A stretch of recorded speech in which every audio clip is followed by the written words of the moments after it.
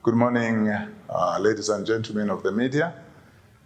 This meeting was necessary so that we would discuss and exchange a few things on the issue of eligibility of president and also issues to do with the Constitution of the Republic of Zambia, as well as another question which I was asked concerning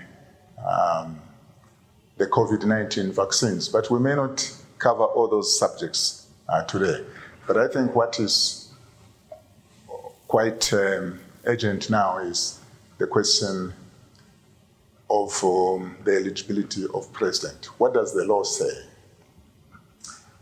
It's a very good question, and it's our responsibility as citizens to take interest in matters like that. I have decided that as a member of the clergy and an educationist at the same time, to approach it by way of public education.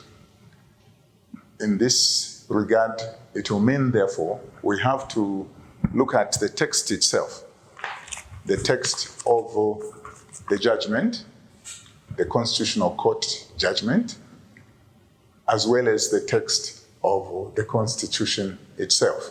Specifically, we'll look at those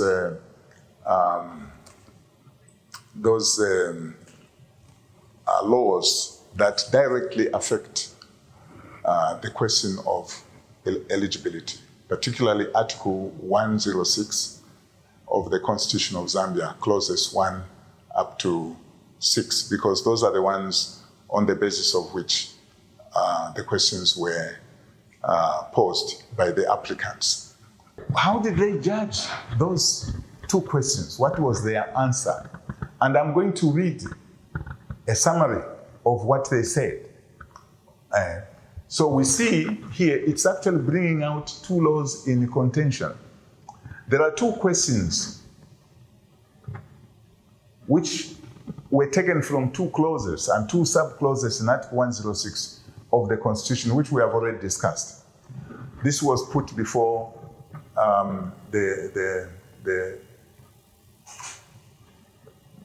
judges. Let's look at them. Number one question is what we have already said. This is the judgment now, they are repeating it. Whether in terms of Article 106, Clause 3 and 6, a presidential term of office that ran from that period and struck the two constitutional regimes should be considered a full term. And then number two, is the person at that time who was in office and who still is in office, is he eligible for this year's elections, 2021? Okay, simple, straightforward questions. Now let's see how they handle it in the judgment. All right? How do they handle it? Now, let me show you the text. The text here, 1063 says, a person who has twice held office as president is not eligible for election as president. I would like us to see the contention there. That text is very clear. It's saying anyone that has held office twice, 2 times, as president is not eligible for election as president. And I think it's very important to listen very carefully. Those of you with the actual law, read it, look at it. That's 106 clause 3. 106 clause 6 reads as follows. If the vice president assumes the office of president in accordance with clause 5A, or a person is elected to the office of president as a result of an election held in accordance with clause 5B, the vice president or the president elect shall serve for the unexpired term of office. That clause is, that phrase is crucial. It says, the president-elect or the vice president shall serve for the unexpired term of office. Which term of office is being referred to?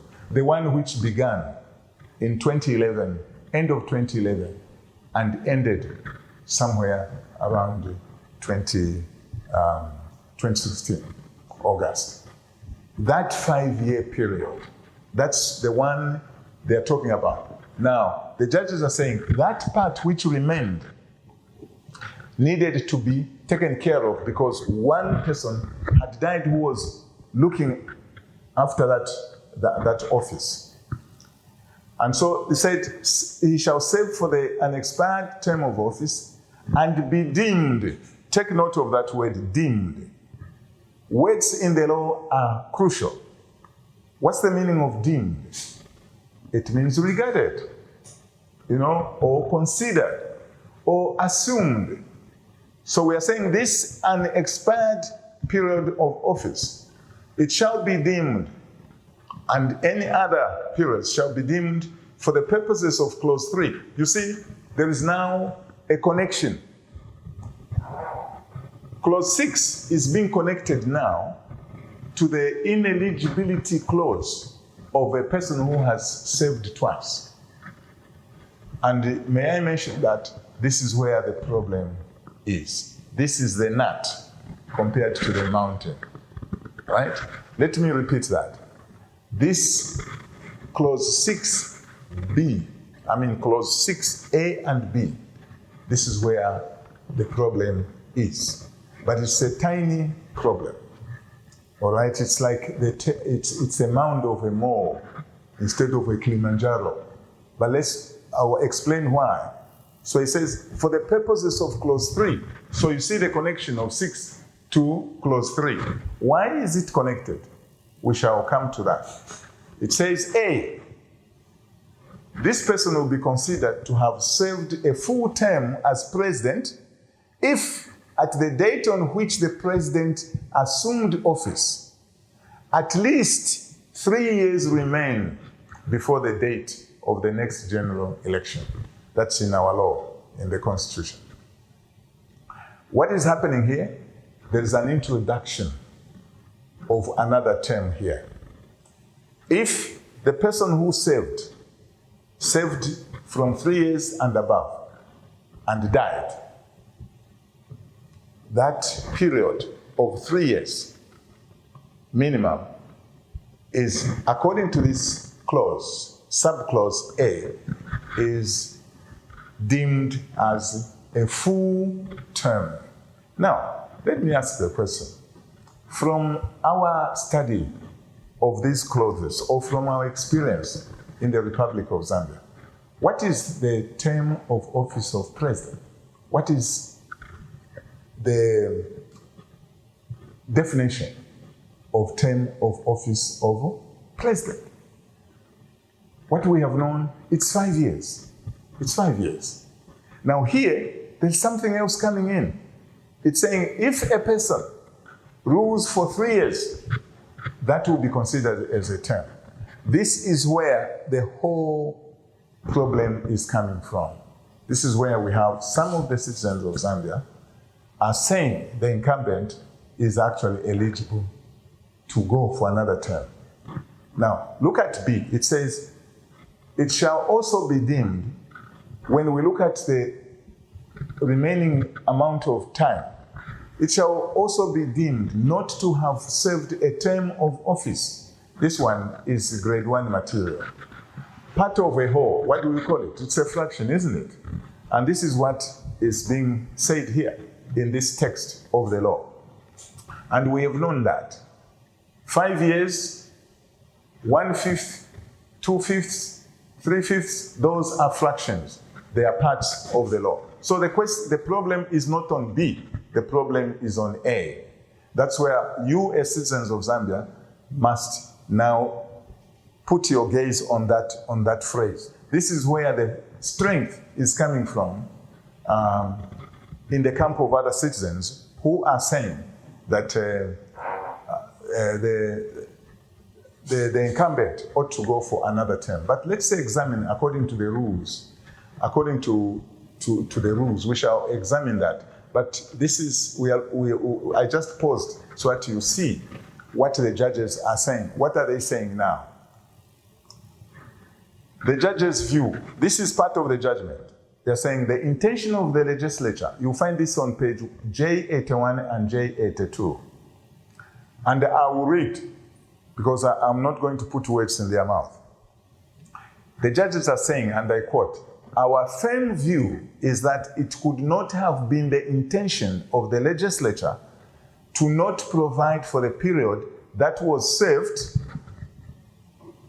before by the previous president, and that period, and that straddled two constitutional regimes as to how it should be treated." You remember our diagram. The first 3 years, 3 months were served. So this is what the judges, honorable judges, are saying.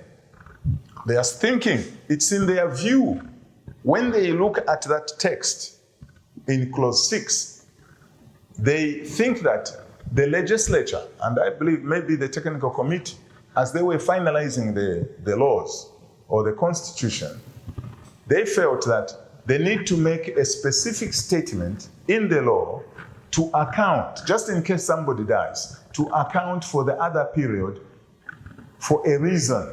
And we'll find that reason. I will not put it in their mouth. I will quote exactly what they said. Okay, so here we see they're saying the legislature wanted to create a room or to ensure that these 2 points are taken care of.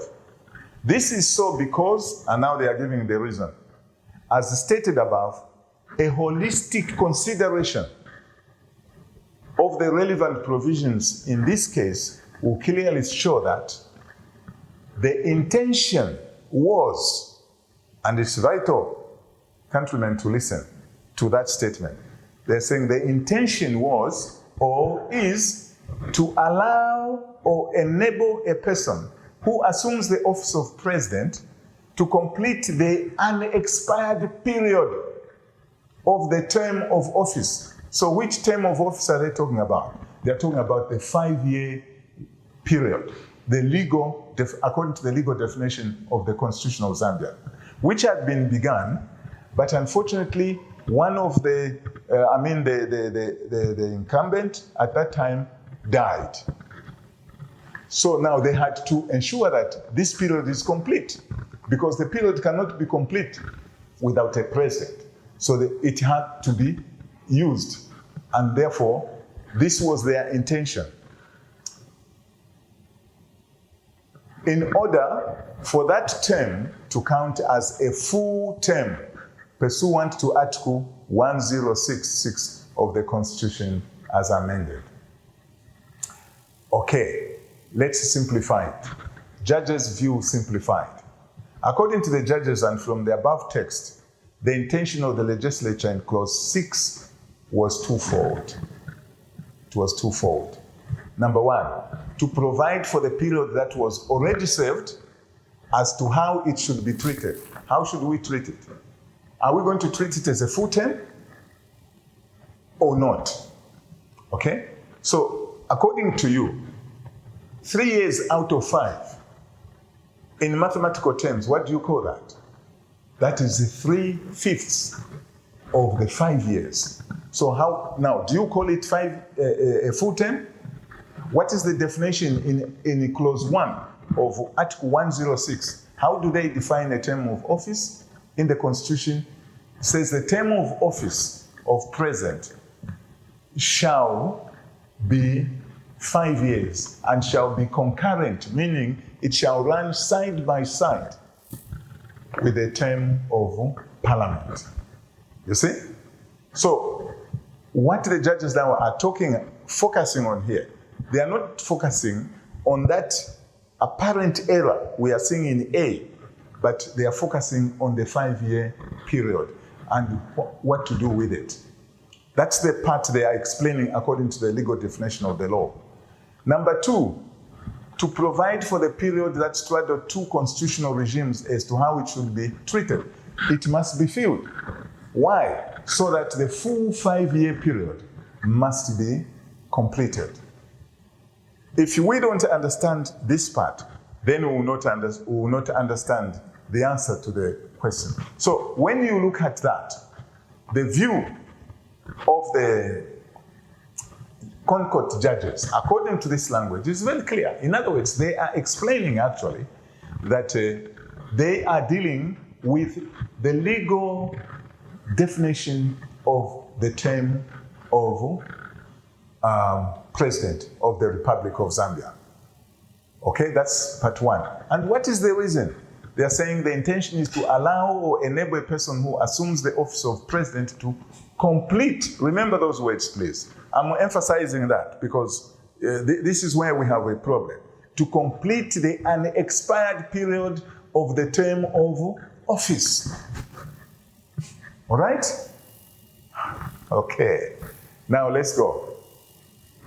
This definition, this interpretation is in line with the legal definition of presidential term of office. And that is not difficult to understand. So if 2 years would not be considered as a full term, and rightly so, why would 3 years be, or 4 years be considered as a full term?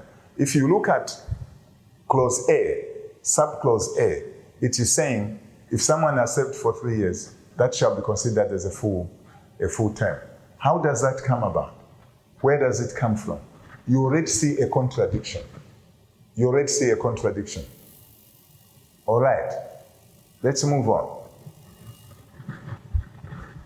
Judgment, answer to question 1. They were expressing, first of all, their view. Is it a term? On page J83, and I'll read what they wrote in their judgment.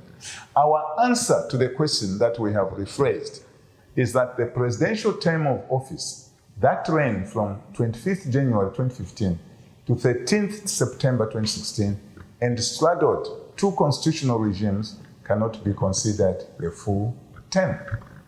That's correct. Now the question is, what about the first 3 years? The first 3 years, they didn't say anything about that because they were not questioned about that. So they didn't say anything. And we cannot put words in the judge's mouth. The second question was, is the incumbent eligible to stand in 2021? The answer to question 2 is as follows, and I'm quoting it from here. They said, as regards the second question posed, the second question has become odious, and we shall not consider it. This is why we went through those, we went through those definitions. Odious. What's the meaning of odious? It's serving no practical purpose or result. That's the meaning. Meaning, it was not necessary. So as far as the Constitutional Court judges are concerned, they never said anything. Here's the written judgment. They never said a thing. They never said a thing concerning the eligibility of the incumbent in 2021. So those who are actually spreading the word that the matter is settled by the Constitutional Court judges, they are not telling the truth to the nation. This judgment here, which is in my hands now here, has answered the 2 questions as follows. It has described the period which the incumbent served for 1 year, 7 months as not constituting a full term. Number 2, they have declined answering, saying that question was not irrelevant, and we can't add any further. And I wouldn't want to add any more to that because they did not say a thing. So as far as the Constitutional Court judgment is concerned, as far as it's concerned, and every literate Zambian, they should read this. It's there. This is now a document in the public domain. It has become an educational tool. This is why I'm able to comment on it, because it's now given to us. And so it's a very necessary educational tool. All right, let's move on now. Summary judgment simplified. Is a period of 1 year, 7 months considered a presidential term? The answer is no. It's not a term. It is a fraction of a term. And which term are we talking about? The legal 5-year period of the term of office of president according to the Constitution of Zambia. Question 2. Is a person that served for 1 year, 7 months as president during the period referred to in 1 above eligible for the 2021 elections? The answer from the judges, the question is of no practical use, so we shall not answer it. That was the answer. That was the answer. So where do we stand on eligibility in the case presented to the Constitutional Court? The point is this: the Constitutional Court dismissed the question on eligibility because, according to the judges, it was not relevant. That's as far as we can answer it. But the question still lingers because a part of this country are still talking about this. But what do we do with the absurdity of Clause 6A? And I'm calling it, it's an absurd law. What are we going to do? Let's listen to the following points. The legal definition of presidential term in Zambia, as prescribed by the Constitution, is 5 years and not 3 or 4 years. It's 5 years. Clause 6A, however, is introducing a legal absurdity by introducing another term or terms spanning a period less than 5 years. And the latter is the subclause that, unfortunately, the petitioners are erroneously hanging all their hopes on. It must be understood that way. Now, in my chart, in this chart, this is what is happening. Here is a full term, but less than 3 years, it's called not a term, it's a fraction. 3 years, it's called a full term. Who decided that? Which referendum did we hold, which allowed that even 3 years now, or we changed, is supposed to be a full term. So it does not require a school certificate holder to understand these issues. Now, there are 7 reasons I want us to quickly look at for me to explain why subclause 6A is absurd. It's an absurd law. And that law, like the finger, as I demonstrated, what it requires is not application. We don't need to apply it. What it requires is to amend it. So number 1, it contradicts the legal definition of presidential term of office. That's the number 1 reason. Number 2, a presidential term of office is only, as we are right now, is only extended during the time of war by the parliament that is there. If war broke out in Zambia, say, for example, this year, before we go for the elections, Parliament is given authority by the Constitution to extend the term of office from 5 to 6, just by 12 months. They vote on that, a simple majority. And in that case, the president will continue. That is a special situation. But as we are not in a time of war. You find that in Article 81, Clause 1. That's where that is written. The second reason why that clause is absurd, or subclause is absurd, is it unlawfully proposes several presidential terms of office. Take, for instance, in the last term of office where the incumbent worked for 1 year, 7 months. We put that aside. And this period of 5 years, that the incumbent has served it. Then he serves for the next 5 years into 2026. When you add 1.7 plus 5 plus 5, how many years will he have served? He will have served for 11 years, 7 months. The question you ask is that constitutional? Is that allowed by law? No. Now it creates a problem. Why? The answer is easy. The answer is there. The 3-year proposition in clause 6A is an absurd inclusion. whether it was deliberately included or by mistake, it still qualifies to be called an absurd. It's a bad law. So that one actually qualifies to be amended. That's the issue. That's what the Zambians must understand. So it unlawfully proposes several presidential terms.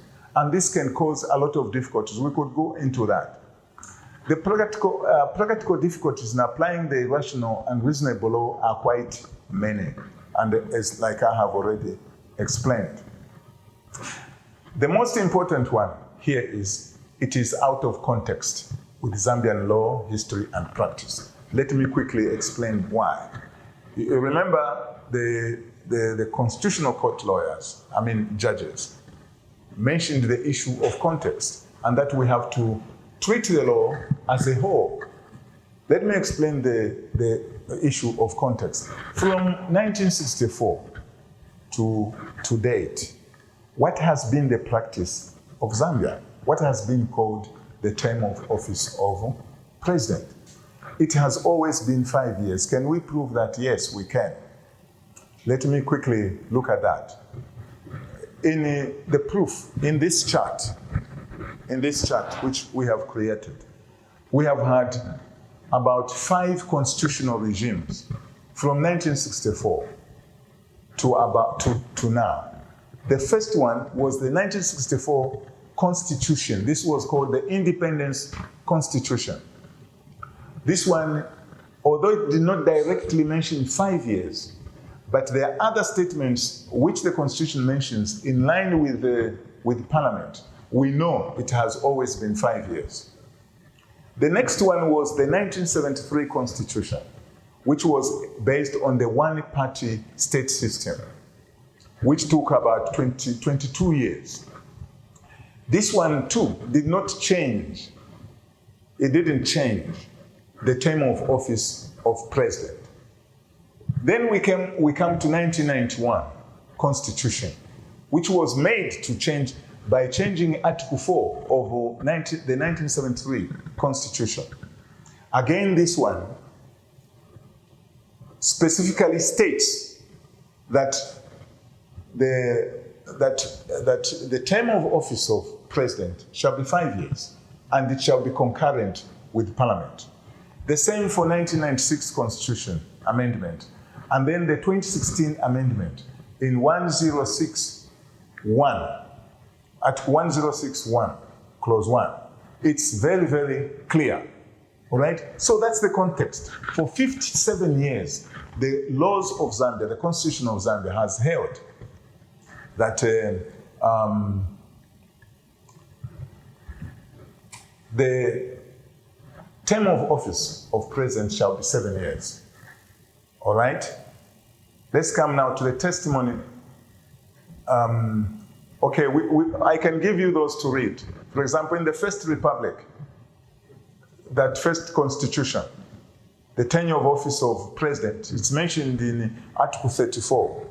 And tenure of office of members of our National Assembly, it's in Article 65. All right? Then in the Second Republic, the tenure of office of president is mentioned in Article 39. Again, it's woven together with Parliament. All right? In the Third Republic, in which we are, which began in 1991, the 1991 Constitution, the 1996 amended Constitution, the 2016 amended Constitution, all confirm the 2 5-year term limit within which a president functions will be done. So, another testimony is the testimony of the Constitution Review Commissions.